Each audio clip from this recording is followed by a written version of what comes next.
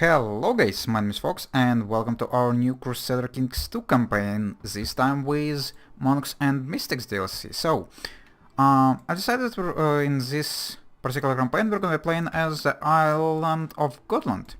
Just because, I don't know, I haven't been playing as Norse for quite a while and just, I don't know, for some reason I wanted to play as an island. And we're also gonna be just looking at the new mechanics this DLC has, and particularly the secret societies, or in our particular case, the Society of Fellowship of Hel, or like the devil worshippers, as they could be called in other religions. So we're gonna be playing as Gotland, just going around, pillaging, conquering stuff, and also heavily focusing on becoming the head of Fellowship of Hel. And I don't know, just have fun with the mechanics of this particular society that is gonna provide us with. I've already tried to play by myself a little bit. It doesn't really provide too much these new societies, but it's still gonna be a bit of fun. And yeah, I haven't been playing as a tribe for quite a while, as well as a Norse one, so pillaging should be fun. So let's just go and jump right in and look at the basics, what we need to have. It's nice that our hero, this is not a hero, it's a person, our ruler, starts with a scene, so that should allow us to jump right away on the society, or at least start showing interest, because to be able to show interest in these devil worshipper societies, you actually need to be a sinner. So let's go start showing interest in this one, and yeah, let's just go right in about our ambitions and stuff. So we need to choose a focus. This particular society have its benefits from intrigue. So I guess what we're gonna do. Actually, I might just go for like seduction focus instead of intrigue, because intrigue is pretty lame. This spy on ability or like mission is pretty lame. It doesn't really give much fun, but seduction on the other hand, is actually pretty cool. So yeah, let's just start focusing on seduction. Our ambition, becoming king of Sweden, it's actually gonna be quite tricky, considering how many or what kind of neighbors we have around, because we are probably the weakest in there. Also, what I'm gonna try to do is probably stay independent for as much time as possible. It's probably not gonna be that easy, considering how weak and small we are, but I'm gonna try nonetheless. And yeah, we're just gonna try to focus on like building a war chest. We're also unmarried right now. Might as well go and find ourselves a wife. Like try to find a decent one, like you, Bjorg. Sure, why the hell not? And yeah, give me like 13 prestige. Next thing, successor, yeah, we don't have a successor, we don't have heir, title on succession, basically it's the same pop-ups. Could create Dutch of Visby, not right now, and yeah, we don't have anything. What about our council? Do we have people in there? Yeah, we don't really have much to choose from, because not many NPCs were spawned yet. We need some time for the game to pass. So, and yeah, I guess we're just gonna start right away with, well, yeah, we already entered, or at least started showing interest in this Fellowship of Hel. So the next thing to do is gonna be just start raiding, I guess. By the way, I've started at starting date of 867. It's like the second one in a row in the choosing menu, just because on this particular date we actually have access to boats, because as the first one, at the most and the earliest one, we don't have enough technology for this. So yeah, let's just raise our levies, and I guess gonna start looting around while this Fellowship of Hel, or while waiting for the like recruiter to come. Yeah, it's not gonna be particularly easy to loot anything around, because as I already said, we are quite weak, and this guy's gonna be trying to protect their money as much as possible. But as a Norse person, or as a Norse follower, we're actually gonna have access to major rivers, which is pretty fun. We would go as far as, like, I don't know, Constantinople to loot at some point. So yeah, should be interesting. I mentioned a situation which became more and more intimidating. Yeah, sure. Why is it even a choice? 45% chance of becoming Craven or Brave. Of course I'm gonna choose Brave, and of course we're not gonna succeed, unfortunately. Is this guy even gonna try to attack me, or I would be... I wouldn't even be able to burn down this province, unfortunately, so I'll just go and run away and choose something else. If there's anything around that they could burn down at the current point of the game, probably not really, so I'll just go use this Dnieper river, right? No, it's Daugava, whatever. Daugava, Dvina... Yeah, sure. Dnieper is... yeah, it's here. It's kind of close. I kind of hit close, but not really. Yeah, we'll just go up the river and try to take as much loot as possible. Unfortunately, we do have, like, a little bit too many boats right now, and they do cost us quite a lot of maintenance. And unfortunately, I couldn't really split them in any smaller stacks, because it's like personal fleet. And yeah, we don't really have any vassals as is right now. So yeah, you're probably gonna get conquered at some point. But yeah, I've already tried. I had fight with... what is this? Northumberland. Oh, okay. It kind of looks like Aragon or something. Aragon is flag in EU4 or something. But yeah, I've already tried to play as this island by myself, and I've got conquered pretty early by, like, Swiftjot, and that's probably what's gonna happen to us at some point in the game, because we're not really gonna be able to protect ourselves really, because this guy is, like, starting with 2,000 troops, and we only have like 500, and we're probably not gonna be able to gather armies quickly enough.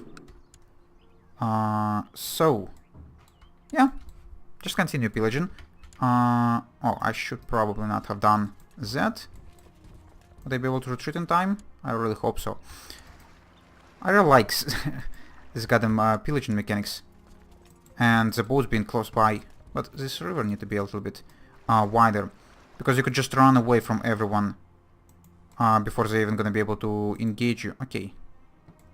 I don't want to choose or select you. I want to choose boats, please. Boats, fleet, yes. Should I just... how about we're just gonna go and pay a visit to Constantinople, or the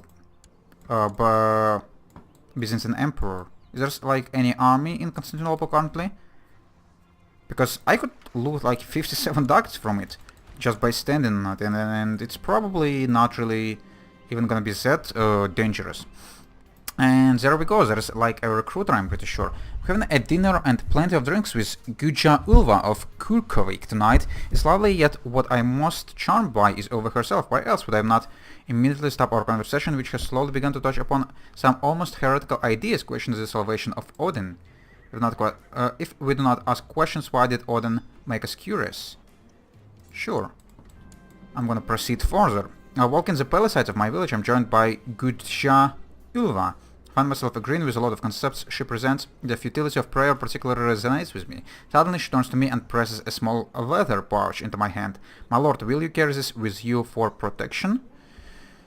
Sure, why not?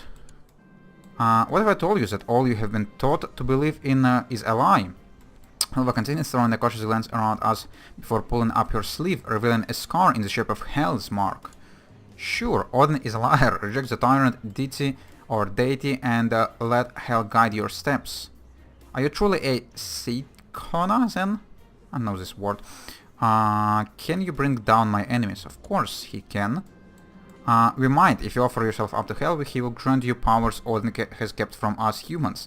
Finger on the light pouch in my pocket, I slowly nod. Oh, and I think you'll enjoy it, she said with a knowing smile. Of course I will.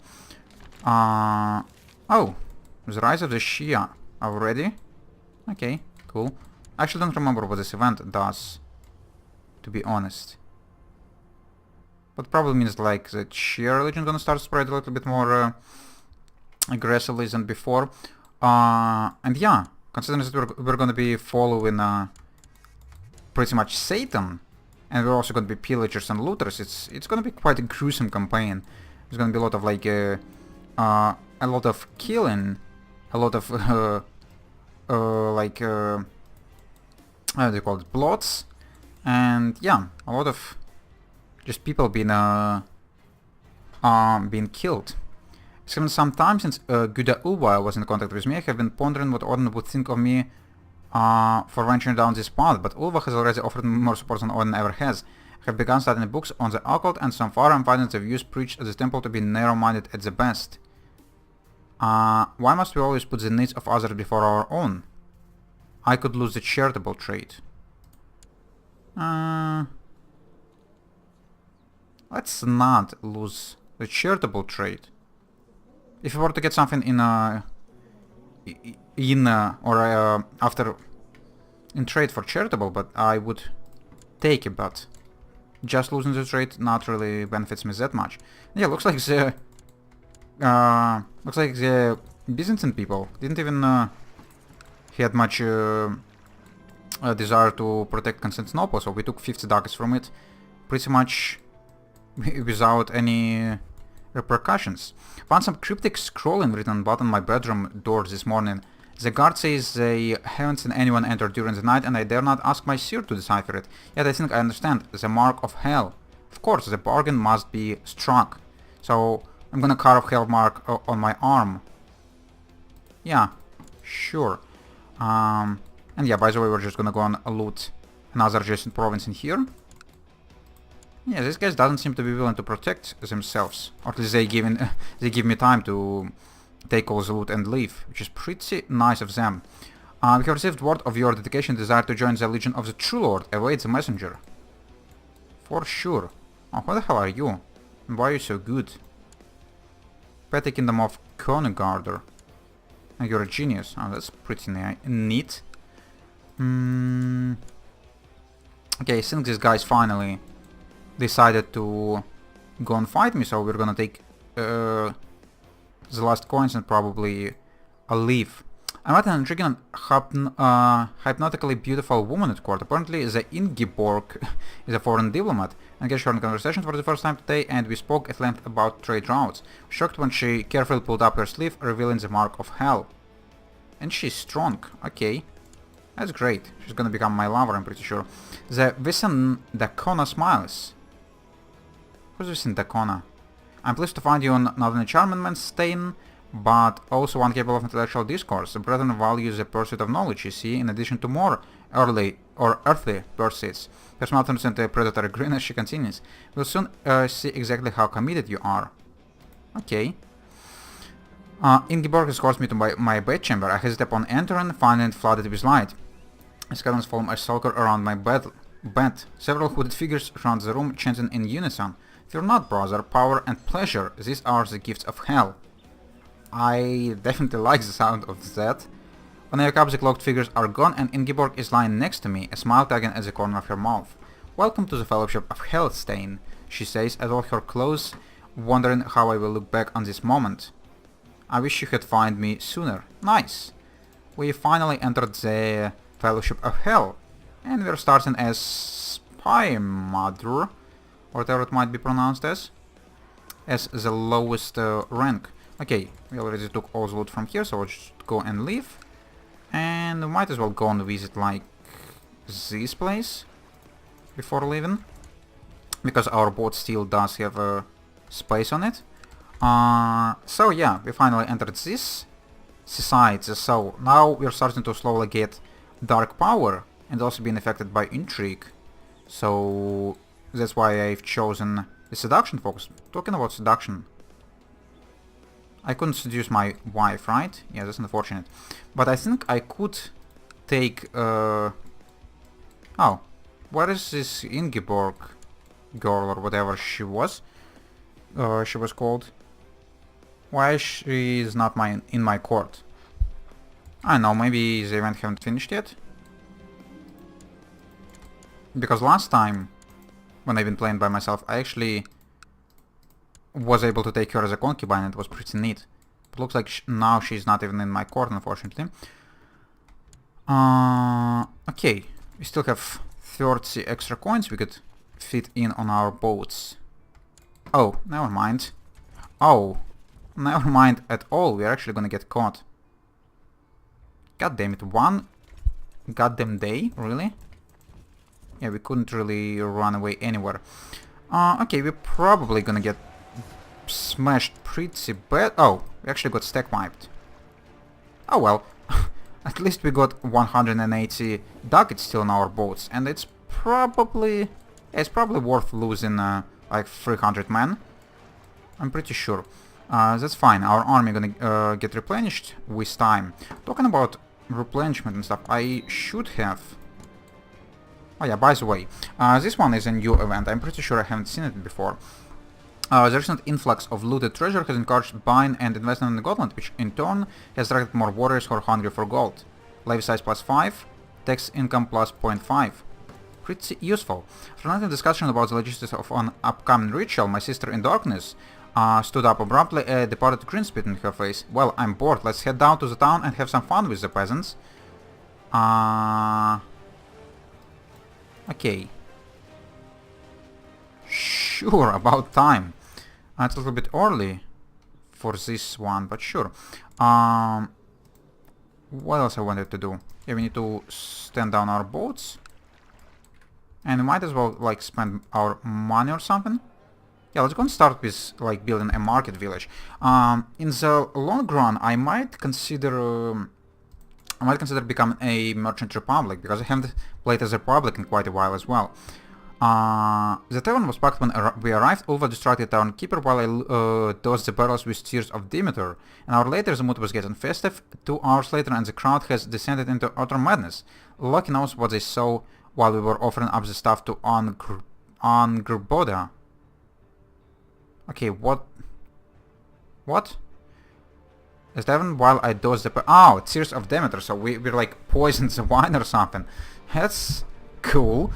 Earlier I just drank the beer, didn't I?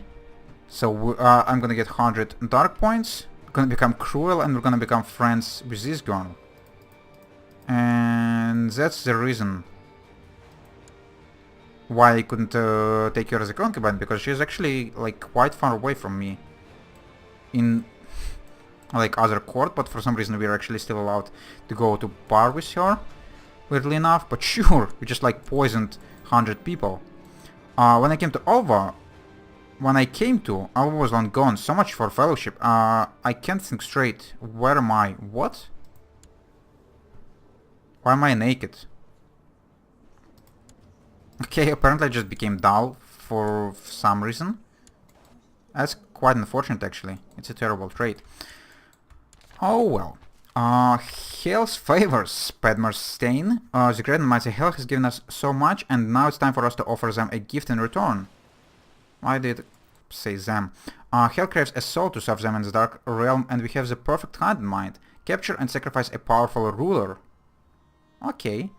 To complete this mission, on the click on the portrait of a prisoner. What the heck am I gonna get a ruler?